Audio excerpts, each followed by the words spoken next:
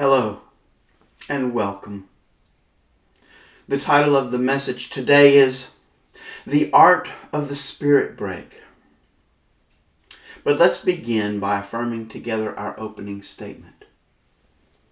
There is only one presence and one power in my life and the universe, God.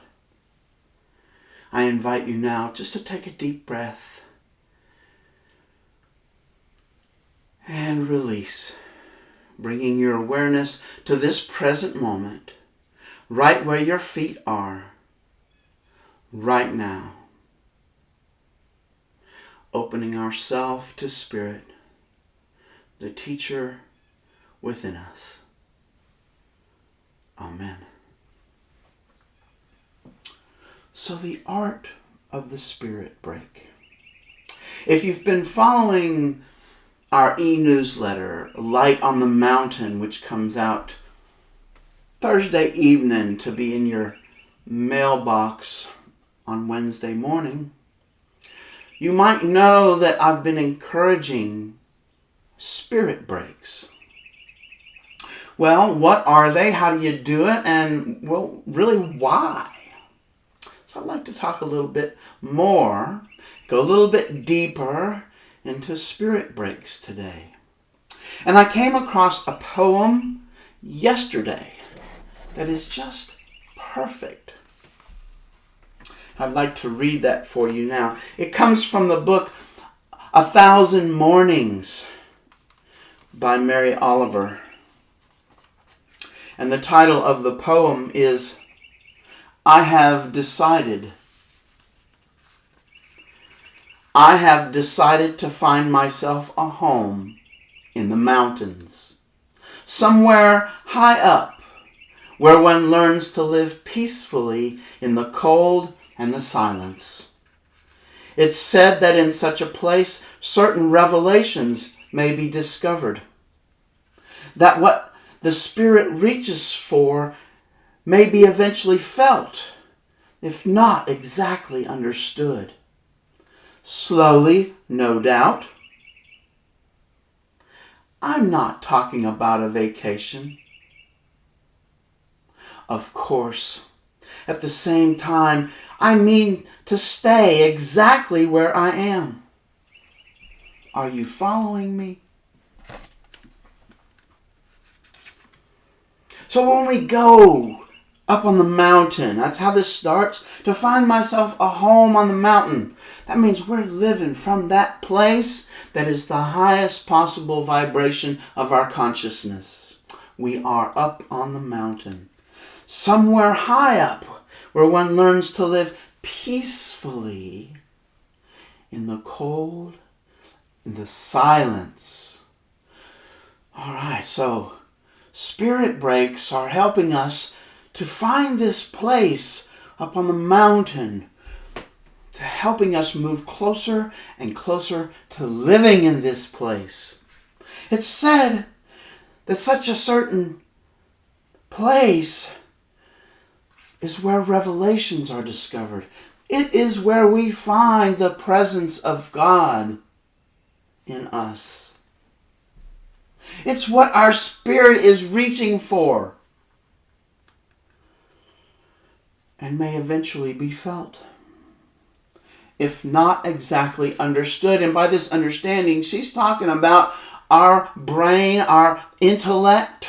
It just can't grasp it. And that's why I wanted to read this poem, because it paints a picture, and our hearts can understand a picture where they can't understand words. And that's why Jesus taught us in parables. These are pictures painted with words meant to speak to our heart. And this process happens, as she says, slowly, no doubt. It's a process. Mark 4, verses 38 and 39, it's a process of sleeping and waking, over and over, forgetting the truth of who we are, waking up to this truth and realizing it time and again. And these spirit breaks throughout our day are a way of rising up, falling back to sleep after it's over. She's not talking about taking a vacation and traveling to the mountain. This is the clue. We're talking about an inner journey. This is something that we can do wherever our feet are, in whatever moment. Because she says here, I mean to stay exactly where I am. Are you following me? Are you getting what I'm saying here? So, spirit break. It's nice to spend time, devotional time in the morning, giving a certain amount of time regularly to God. But throughout our day, we can take spirit breaks. Paul urges us to pray without ceasing.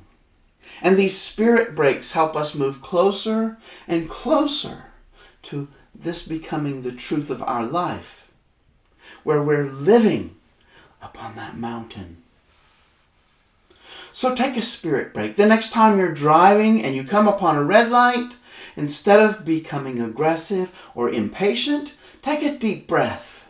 Remember where you are. Right in that moment, remember the truth of who you are as a spiritual being, a unique expression of God in this world.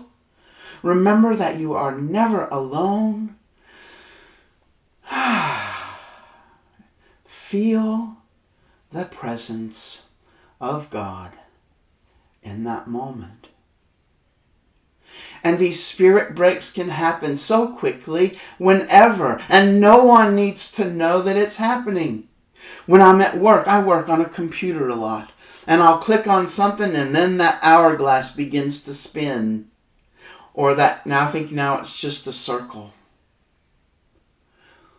Well, I can continue to click on things and get impatient, or I can take a deep breath and take a spirit break, looking away from the monitor for a moment and just remembering the truth of who I am, the truth of who you are, seeing the Christ light in you, the same light that is in me, the same light that is in everyone we meet.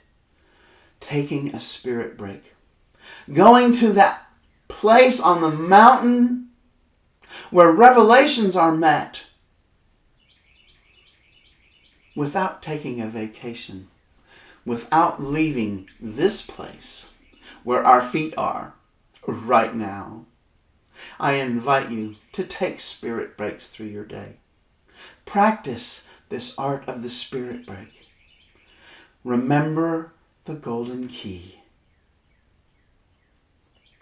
Stop thinking about the difficulty, whatever it is, and think about God instead. Think about love instead. Think about truth instead.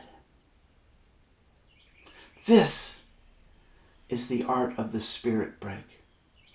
We are giving our attention to that which is the highest in us, whether you call it God, spirit, love, truth. And we begin to move closer and closer to living from this place where we know the presence of God in our life, where we know truth. I'd like us to share our prayer for protection. The light of God surrounds us. The love of God enfolds us. The power of God protects us. The presence of God watches over us. Wherever we are, God is. Thank you for joining me.